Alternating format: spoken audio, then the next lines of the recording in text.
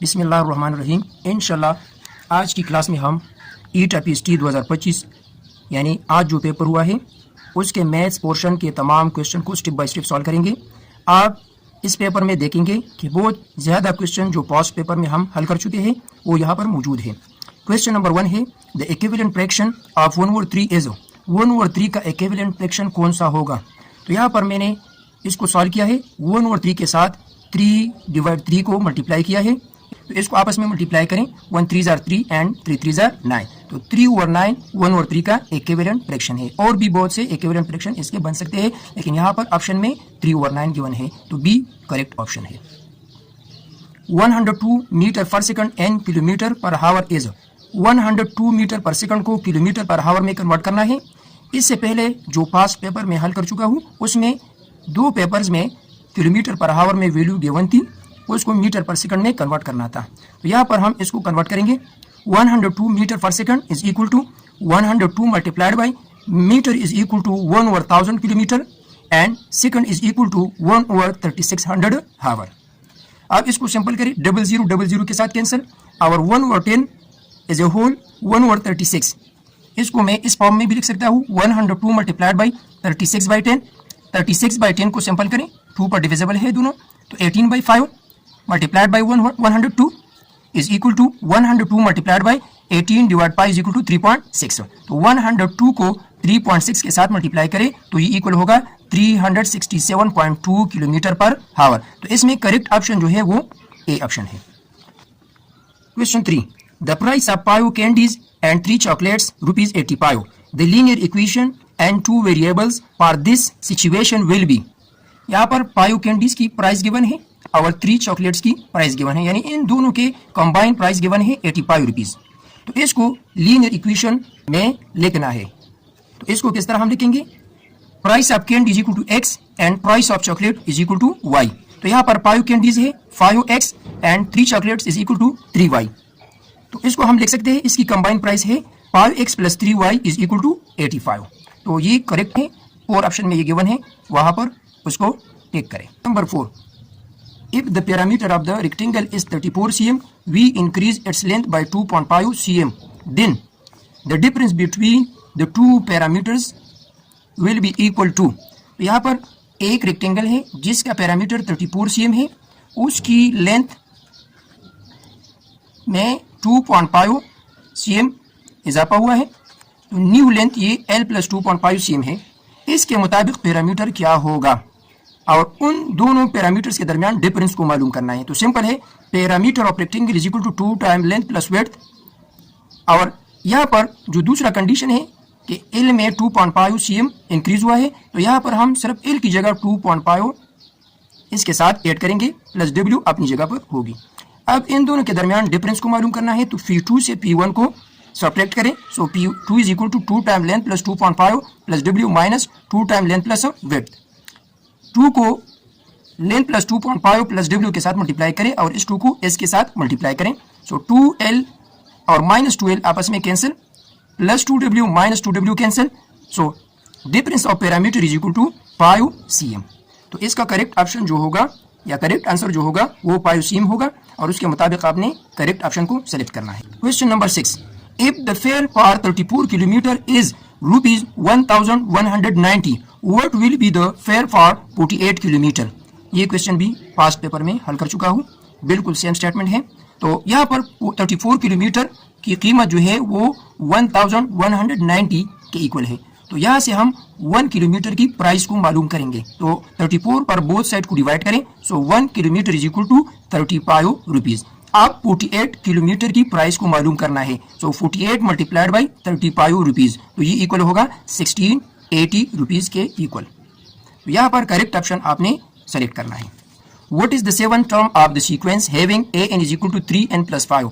एक general term given है, 7th term की वैल्यू को मालूम करना है।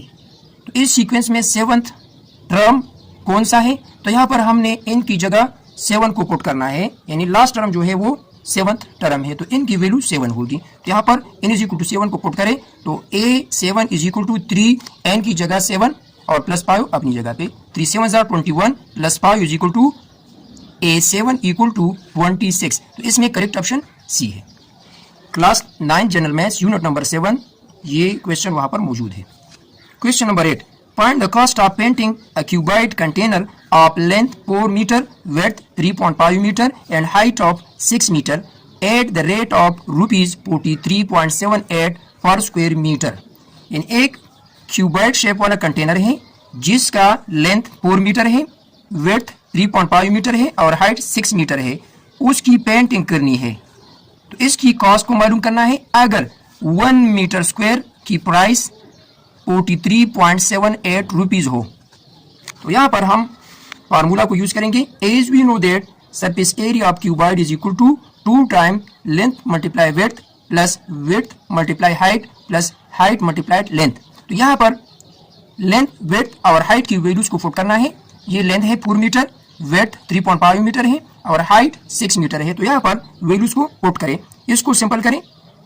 आप इन तीनों नंबरों को आपस में ऐड करें और 2 के साथ मल्टीप्लाई करें। सो 118 मीटर स्क्वायर इसकी सरफेस एरिया होगी। 1 मीटर स्क्वायर की वैल्यू 43.78 है, तो इसको 118 के साथ मल्टीप्लाई करें तो ये इक्वल होगा ₹5166.04। Correct option is D. -4a square whole cube, तो ये इक्वल है -4a स्क्वायर होल क्यूब। तो ये पावर -4 के ऊपर भी ले सकते हैं, a स्क्वायर के ऊपर भी ले सकते हैं। तो इसको सिंपल करें, -4 whole power 3 is equal to -4 multiply -4 और यहाँ पर पावर होल पावर की मल्टीप्लिकेशन होगी, यानी पावर होल पावर ला है। यहाँ पर a whole power 2 multiply 3 is equal to 6 और ये 64 और ऑड टाइम नेगेटिव साइन है तो -64a पावर 6। यहाँ पर करेक्ट ऑप्शन जो है सी ऑप्शन है। ये question 9th general maths unit number 3 में मौजूद है या इससे रिलेटेड स्टेटमेंट्स वहां पर मौजूद हैं। A shopkeeper bought a book for ₹560 and sold it for ₹600. Find the profit %. एक दुकानदार है, उसने 560 रुपये पर एक किताब को खरीदा और 600 रुपये पर उसको बेच दिया, तो उसकी मुनाफा की जो परसेंटेज है उसको मालूम करें। सिंपल क्वेश्चन है। खरीदने की कीमत को सीपी यानी कॉस्ट प्राइस कहा जाता है, बेचने वाली कीमत को सेल प्राइस कहा जाता है। तो यहाँ पर हमने पहले प्रॉफिट यानी मुनाफा को मालूम करना है। So SP minus CP is equal to 600 minus 560। यहाँ पर 40 इसमें प्रॉफिट है, तो प्रॉफिट परसेंट को मालूम करना है। So profit percent is equal to profit divided by CP multiplied by 100%। तो यहाँ पर पी की वैल्यू 40 और सीपी की वैल्यू 560 है, मल्टीप्लाई 100%। तो यहाँ पर इसको आपस में सिंपल करें। So profit percent is equal to 400 by 56 और इसको हम मजीद भी सिंपल कर सकते हैं। 4 पर दोनों डिविजिबल है तो ये इक्वल होगा 100 बाई 14 एंड 2%। अब इसको हम मजीद भी यानी 2 पर डिविजिबल है तो इसको हम सिंपल कर सकते हैं। तो 50 बाई 7%, 50 को 7 पर डिवाइड करें तो आपको रिजल्ट मिलेगा 7.14%। इस टाइप का क्वेश्चन ये मैं पहले पास्ट पेपर में हल कर चुका हूँ, तो आपने वहाँ की तमाम वीडियोस को वॉच करना है। What is the value of x in the simultaneous linear equation 7x minus 4y is equal to 10 and 2x plus 3y is equal to 65। ये दो simultaneous linear equation है, एक दर्जी हमजाद मसावात इसको कहा जाता है। तो यहाँ इसको हम आसानी के साथ हल कर सकते हैं। तो 7x minus 4y is equal to 10, 2x plus 3y is equal to 65। यहाँ पर x या y की कोएफिशिएंट को सेम करना है। तो यहाँ पर 7x है, यहाँ पर 2x है और y की कोएफिशिएंट -4 और यहाँ पर 3 है। तो हमने y की कोएफिशिएंट को सेम करना है। तो पहले इक्वेशन के साथ हम 3 को मल्टीप्लाई करेंगे और दूसरी इक्वेशन के साथ हम 4 को मल्टीप्लाई करेंगे, क्योंकि यहाँ पर हम y की कोएफिशिएंट को सेम करना चाहते हैं। 3 को यहाँ पर मल्टीप्लाई करें और 4 को यहाँ पर मल्टीप्लाई करें। तो इसका जो रिजल्ट हमें मिलेगा वो 21x माइनस 12y है और इसके साथ 4 को मल्टीप्लाई करें तो ये इक्वल होगा 4 2 8 4 3 12 इज इक्वल टू 65 4 260। तो इसको आपस में ऐड करें यानी एडिंग बोथ इक्वेशंस। तो यहाँ पर 12y cancel, 21x 8x is equal to 29x is equal to इन दोनों को आपस में ऐड करें तो इक्वल है 290 और इसी तरह x is equal to 29 1 is 29 और यहाँ पर भी 29 1 इज 29 और 0 को अपनी जगह पे। सो x इज इक्वल टू 10। यहाँ पर x की वैल्यू को मालूम करना है तो इसकी वैल्यू 10 है। अगर y की वैल्यू को मालूम करना हो तो आपने x की वैल्यू को यहाँ पर इक्वेशन 1 या 2 में पुट करना है तो y की वैल्यू आपको मिलेगी। यहाँ पर सिर्फ x की वैल्यू को मालूम करना है। The mass of the bulb is 12 milligrams and mass of the tube lights is 25 grams. How much heavier is the tube light than the bulb. एक बल्ब है जिसका मास 12 मिलीग्राम है और ट्यूबलाइट का मास 25 ग्राम है। तो ट्यूबलाइट बल्ब से कितना हेवियर है, यानी ज्यादा वजन है इसका। तो यहाँ पर हमने पहले इन दोनों के यूनिट्स को सेम करना है। तो ट्यूबलाइट की जो वजन है वो 25 ग्राम है, हमने बल्ब के वजन को भी ग्राम में कन्वर्ट करना है। आसान है, 1 gram is equal to 1000 milligram. So 1 milligram is equal to 1/1000 gram. यहाँ पर 12 मिलीग्राम की वजन को कन्वर्ट करना है ग्राम में। So 12 milligram is equal to 12/1000 is equal to 0.012 gram, यानी 0 की जगह 2, 0 की जगह 1, 0 की जगह 0 और 1 की जगह पॉइंट। सो 0.012 ग्राम। तो ये 12 मिलीग्राम के बराबर है। अब इस ट्यूबलाइट के वजन से बल्ब की वजन को सब्ट्रैक्ट करें तो यहाँ पर जो रिजल्ट मिलेगा ये इसका करेक्ट आंसर है। तो करेक्ट ऑप्शन इसमें डी ऑप्शन है। The factorise of 2x³ + 16 is, इसको फैक्टराइज करना है यानी टुकड़ों में तकसीम करना है। तो यहाँ पर दोनों टर्म्स में 2 कॉमन है। सो 2 × x³ + 8, यहाँ पर इसको हम लिख सकते हैं 2 × x³ + 2³ यानी 8 क्यूब नंबर है, इसका क्यूब रूट 2 है। सो 2⁻³ इसको हम लिख सकते हैं। जिस तरह हम जानते हैं कि a + b whole cube equal to a + b × a² - ab + b² है, तो इस फार्मूला की मदद से हम x³ + 2³ को सिंपल करेंगे, फैक्टराइज करेंगे। तो यहाँ पर a की वैल्यू x, b की वैल्यू 2, तो यहाँ पर भी a और b की वैल्यूज को पुट करें तो ये इक्वल होगा 2 × a + b × a² - ab + b², 2² is equal to 4। तो इसका करेक्ट आंसर ये है। जो ऑप्शंस गिवन है उसमें आपने इसको सेलेक्ट करना है।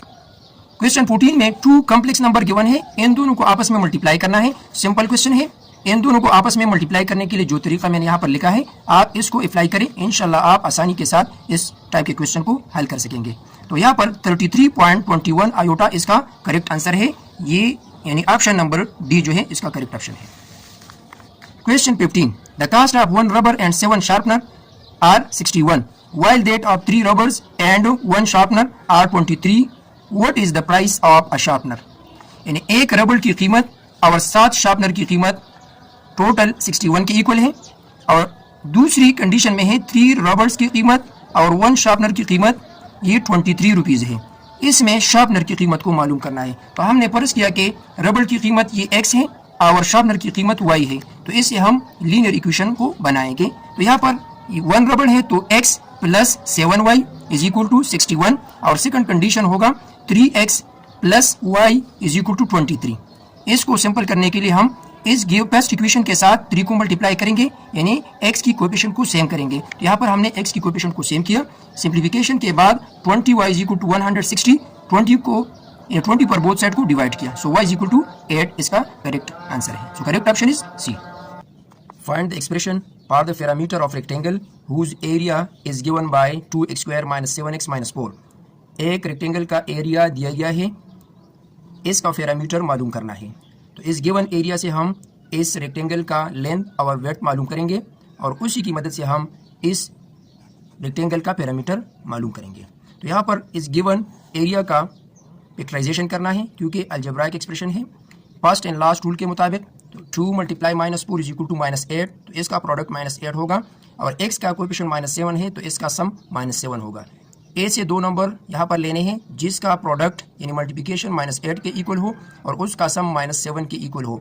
यहाँ पर 8 के बहुत से फैक्टर बनते हैं, लेकिन हमने उन 2 फैक्टर्स को लेना है जिसका प्रोडक्ट -8 होगा और सम -7 के इक्वल होगा। तो यहाँ पर प्रोडक्ट भी नेगेटिव है, सम भी नेगेटिव है, तो इसका मतलब है कि एक नंबर नेगेटिव और दूसरा पॉजिटिव है, लेकिन सम यहाँ पर नेगेटिव है, तो इसी वजह से हम कह सकते हैं कि ग्रेटर नंबर का साइन माइनस होगा। तो यहाँ पर -8 × 1 इज इक्वल टू -8 और -8 + 1 इज इक्वल टू -7। यहाँ पर -7 की जगह -8x + x को पुट करें, -4 और 2x² अपनी जगह पे लिखे। नेक्स्ट स्टेप में है यहाँ पर 2x इन दोनों टर्म्स में कॉमन है, तो 2x को कॉमन कर लें, ये x के इक्वल हो जाएगा और ये -8x ये 4 के इक्वल हो जाएगा। यहाँ पर लास्ट 2 टर्म में +1 कॉमन है, +1 को कॉमन करें तो ये x - 4 के इक्वल होगा। यहाँ पर 2 टर्म है, दोनों टर्म्स में x - 4 कॉमन है, तो इससे x - 4 को कॉमन करें तो ये इक्वल हो जाएगा 2x + 1 and 2x - 4। तो इसको हम लेंथ कहेंगे और इसको विड्थ कहेंगे। तो यहाँ पर ये लेंथ 2x + 1 है और विड्थ x माइनस 4 है। अब पैरामीटर को मालूम करना है, तो parameter of rectangle is equal to 2 time length plus width. तो यहाँ पर लेंथ की वैल्यू 2x प्लस 1 को पुट करें और विड्थ की वैल्यू x माइनस 4 को पुट करें। इसको सिंपल करें आपस में। So 2x plus x is equal to 3x plus 1 minus 4 is equal to minus 3। 2 को इसके साथ मल्टीप्लाई करें तो ये 6x माइनस 6 के इक्वल होगा। तो इसमें करेक्ट ऑप्शन जो है वो ऑप्शन सी है। If both sum and product of roots of the quadratic equation mx square minus 5x plus n is equal to 0 are equal to 10, then the value of m and n will be। अगर इस given equation के सम of root और product of root ये 10 के equal हो तो इसमें m और n की वैल्यू क्या होगी। इससे पहले जो लास्ट 2 पास पेपर मैंने सॉल्व किए हैं उसमें बिल्कुल सेम ये क्वेश्चन की बनता, लेकिन वहाँ पर सिर्फ n की वैल्यू को मालूम करना था और यहाँ पर m और n दोनों को मालूम करना है। तो बिल्कुल सेम क्वेश्चन है। आपने पास्ट पेपर को लाजमी ये सॉल्व करना है, उसको अच्छी तरह से समझना है।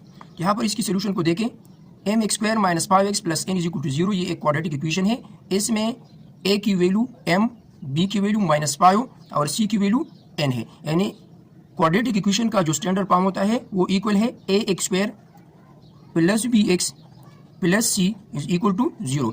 इसके साथ इसको कंपेयर करें तो ए बी सी की वैल्यूज ये होगी। अब sum of the root formula है माइनस बी बाई ए और product of the root formula है सी बाई ए। तो यहाँ पर हमने इन वैल्यूज को पुट करना है। तो माइनस और बी की वैल्यू माइनस 5 है तो minus into minus 5 is equal to plus 5 divided by m, यानी 5 ओवर एम। और यहाँ पर सी की वैल्यू n है और a की वैल्यू m है, तो product of the root is equal to n by m। ये दोनों 10 के इक्वल है जिस तरह क्वेश्चन में कंडीशन दिया गया है। तो यहाँ पर 5 by m is equal to 10, तो इससे हम आसानी के साथ m की वैल्यू निकाल सकते हैं। तो m is equal to 5 by 10 या m इज इक्वल टू 1/2, ये m की वैल्यू होगी। अब यहाँ पर p is equal to n by m है, तो m की जगह आपने पुट करना है 1/2 और p की जगह आपने 10 को पुट करना है, जिस तरह product of the root equal to 10 है। तो यहाँ पर n over 1/2 is equal to 10 है, तो इसको हम लिख सकते हैं 2n divided by 1 is equal to 10 या 2n इज इक्वल टू 10। तो बोथ साइड को 2 पर डिवाइड करें तो n की वैल्यू 5 होगी। तो इसमें जो करेक्ट आंसर है m की वैल्यू 1/2 और n की वैल्यू 5 है। तो वहाँ पर आपने करेक्ट ऑप्शन को चूज करना है। इसमें ए ऑप्शन करेक्ट है। If y varies giantly as x and z and y is equal to 33 when x is equal to 9 and z is equal to 12. Find y when x is equal to 16 and z is equal to 22. यहाँ पर 3 quantities हैं। y का x और z के साथ joint variation है और joint variation आमतौर पर ये डायरेक्ट वेरिएशन होता है। तो यहाँ पर हम इसको लिख सकते हैं y is directly proportional to x z और यहाँ पर इसको हम लिख सकते हैं y is equal to k x z. इसमें ये कांस्टेंट है, k is a constant of proportionality. तो यहाँ पर पहली कंडीशन में y की वैल्यू, x की वैल्यू और z की वैल्यूज गिवन है, तो इसको हम यहाँ पर यूज करेंगे और k की वैल्यू को फाइंड करेंगे। तो x y z की वैल्यूज को यहाँ पर पुट करें तो k इज इक्वल टू 11/36, यानी सिंप्लीफिकेशन के बाद आपको k की वैल्यू 11/36 मिलेगी। इसको पुट करना है इक्वेशन नंबर 1 में। तो यहाँ पर हमने इसको इक्वेशन नंबर 1 में पुट किया है k की वैल्यू को, और सेकंड कंडीशन में x और z की जो वैल्यूज हैं उसको भी हमने यहाँ पर इक्वेशन नंबर 1 में पुट किया है। इसको सिंपल करें, सिंप्लीफिकेशन के बाद y is equal to 968 divided by n है। तो यहाँ पर जो ऑप्शन गिवन है वो कॉमन यानी m प्रॉपर फ्रैक्शन में है, तो यहाँ पर हम डायरेक्ट इसको सेलेक्ट करेंगे। तो correct option is a. An arc of length 2.5 cm of a circle subtends an angle theta at the center O of diameter 6 cm. The value of theta is। एक सर्कल का arc given है, theta को find करना है अगर diameter 6 cm हो। एक circle दिया गया है, उसका डायमीटर 6 cm है और सबटेंडेड एंगल को मालूम करना है अगर आर्क की लेंथ ये 2.5 cm हो। आसान सी बात है, 6 cm है तो यहाँ पर रेडियस इक्वल होगा 3 cm का, यानी diameter is equal to 6 cm है तो आर की वैल्यू 3 cm होगी। तो यहाँ पर हम आसानी के साथ इस एंगल को मालूम कर सकते हैं by formula. So l is equal to r theta. R की वैल्यू गिवन है, थीटा की वैल्यू को मालूम करना है, तो dividing both side by r. So theta is equal to l by r. L की वैल्यू 2.5 cm है और आर की वैल्यू ये 3 cm है। cm कैंसल, 2.5 को 3 पर डिवाइड करें तो ये इक्वल होगा 0.833 और वैल्यू रेडियन में हमने मालूम करनी है। तो इसका जो करेक्ट ऑप्शन है वो 0.833 यानी डी ऑप्शन करेक्ट है। 79 less than 6 times a number is equal to the number the algebraic expression for the above statement is, यानी एक नंबर है, फर्ज करें वो x है, उसका 6 टाइम्स ये 6x के इक्वल है और 79 लेस देन 6x, तो ये इक्वल होगा 6x माइनस 79। तो ऊपर जो कंडीशन है कि ये इक्वल होगा उसी नंबर के, तो वो नंबर x है, so 6x minus 79 is equal to x, ये इसका करेक्ट आंसर है। तो वहाँ पर जो ऑप्शंस गिवन है उसमें आपने इस ऑप्शन को सेलेक्ट करना है। The length of one side of a cube is 4 metre, the surface area of the cube will be, cube जिसकी एक साइड 4 मीटर है तो इसका सरफेस एरिया क्या होगा। तो इसमें टोटल 6 स्पेसेस है और तमाम स्क्वायर शेप में है, तो area of square is equal to a multiply a या a स्क्वायर के इक्वल होता है। तो इसमें 6 स्पेसेस है यानी 6 स्क्वायर्स है, तो 6 मल्टीप्लाई a स्क्वायर इसका सरफेस एरिया फार्मूला होगा। तो यहाँ पर a की वैल्यू ये 4 मीटर है, तो इसको यहाँ पर पुट करें 4 metre square is equal to 16 metre square, इसको 6 के साथ मल्टीप्लाई करें तो 96 मीटर स्क्वायर इसका करेक्ट आंसर होगा। और यहाँ पर जो ऑप्शन है ऑप्शन ए इसका करेक्ट ऑप्शन है। Average weight of 4 boys is 24 kg. If the weight of another boy is also included, their average weight becomes 24.6 kg. Find the weight of the 5th boy. यानी 4 boys की जो wait की average है वो 24 kg है, उसमें एक और बॉय को मेंशन किया गया, इंक्लूड किया गया, जिसकी वजह से इसकी एवरेज 24.6 kg के इक्वल हो गया।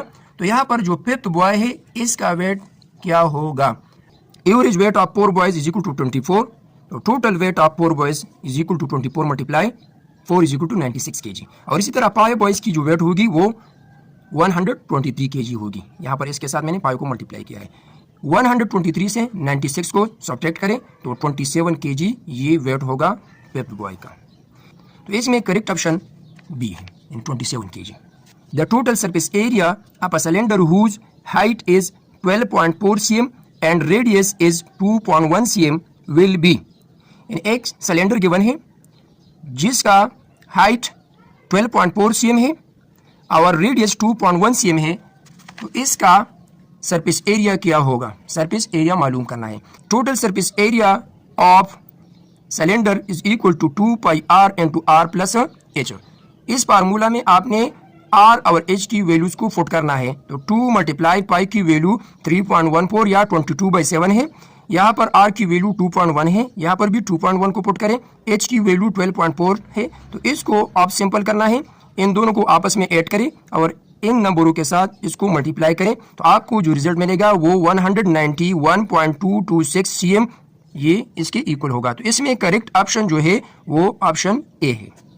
2x³ minus 5x² plus 5xy² minus 3y³, इसको डिवाइड करना है 2x माइनस 3y पर, तो इसको यहाँ पर लेके और 2x माइनस 3y पर इसको डिवाइड करें। तो यहाँ पर 2x है और इसका फर्स्ट टर्म 2x³ है, तो हमने a से फैक्टर को यहाँ पर मल्टीप्लाई करना है 2x माइनस 3y के साथ के फर्स्ट टर्म यहाँ पर 2x³ बने। यहाँ पर 2x है तो इसके साथ हमने x² को मल्टीप्लाई करना है, सो 2 is 2 और x multiply x² is equal to x³ और इस x² को माइनस 3y के साथ भी मल्टीप्लाई करना है, so minus multiply plus is equal to minus और 3y को x² के साथ मल्टीप्लाई करें तो 3x² के इक्वल होगा।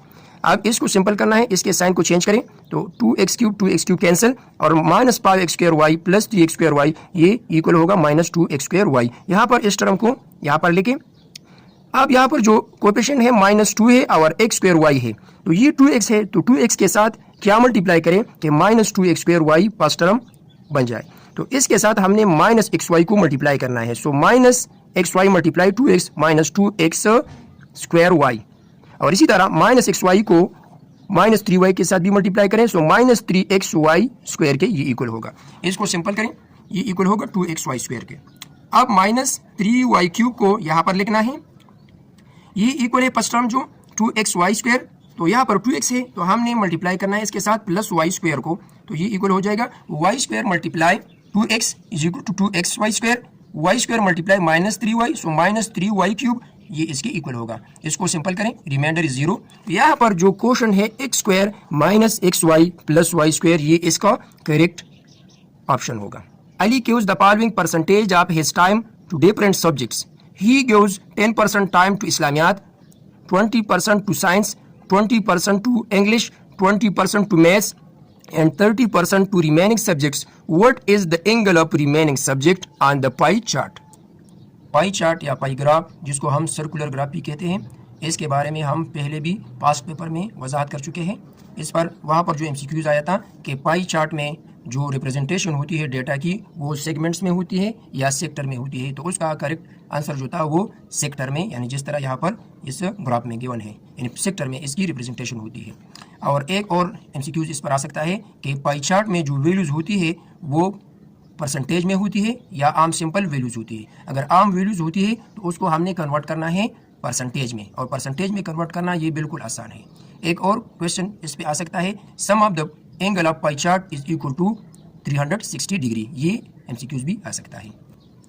इस गिवन स्टेटमेंट में एक स्टूडेंट के बारे में कहा गया है कि एक स्टूडेंट है, उसने डिफरेंट सब्जेक्ट्स के लिए डिफरेंट टाइम निकाला है, जिसमें इस्लामियात के लिए 10%, साइंस के लिए 20%, इंग्लिश के लिए 20%, मैथ्स के लिए 20% और रिमेनिंग सब्जेक्ट्स के लिए 30% ये टाइम निकाला है।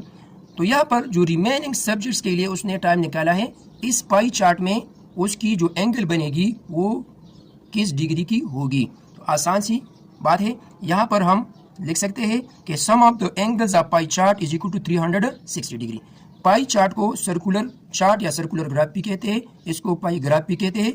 इसके इंटीरियर एंगल का जो सम होता है वो 360 डिग्री के इक्वल होता है, और इसकी जो रिप्रेजेंटेशन हम करते हैं ये सेक्टर में करते हैं, और इसकी वैल्यू को हम परसेंटेज में यहाँ पर जाहिर करेंगे, या इसको हम जब कन्वर्ट करेंगे एंगल में तो हर एक परसेंटेज को 360 डिग्री के साथ मल्टीप्लाई करेंगे। तो यहाँ पर हमने सिर्फ रिमेनिंग सब्जेक्ट्स की परसेंटेज को यहाँ पर इस्तेमाल करना है और इससे अपना रिजल्ट निकालना है। तो यहाँ पर sum of the angles of pie chart is equal to 360 degree है, तो रिमेनिंग सब्जेक्ट की जो परसेंटेज है वो 30% है, तो 30% ऑफ 360 डिग्री, इसको सिंपल करें, ये इक्वल है 108 डिग्री। तो इसमें करेक्ट ऑप्शन ए है। Measure of exterior angle of any triangle is, यहाँ पर एक ट्राइंगल गिवन है, एनी ट्राइंगल हो सकता है, तो इसका जो मेजर एक्सटीरियर एंगल होगा वो किसके इक्वल होगा। तो यहाँ पर 120 डिग्री है, 360 डिग्री है, 131 डिग्री है और 170 डिग्री है। यहाँ पर ये लेस देन 180 डिग्री है, ये भी 180 से लेस है और ये भी 180 से लेस है। ये तमाम इसके एक्सटीरियर एंगल हो सकते हैं, लेकिन यहाँ पर मेजर का कहा गया है, तो इसमें करेक्ट ऑप्शन 170 डिग्री होगा। इसको हम सॉल्व कर सकते हैं इस तरह से, the sum of two non adjacent angle is equal to the exterior angle, यानी 90 + 80 इज इक्वल टू 170 डिग्री। तो इसमें करेक्ट ऑप्शन डी है। आज की क्लास में हमने पीएचडी टेस्ट जो आज हुआ था उसके मैथ्स पोर्शन को स्टेप बाय स्टेप सॉल्व किया, और इंशाल्लाह जो रिमेनिंग सब्जेक्ट्स हैं उसके तमाम पोर्शंस को आपके साथ एक और वीडियो में शेयर करूँगा। अल्लाह हाफिज़।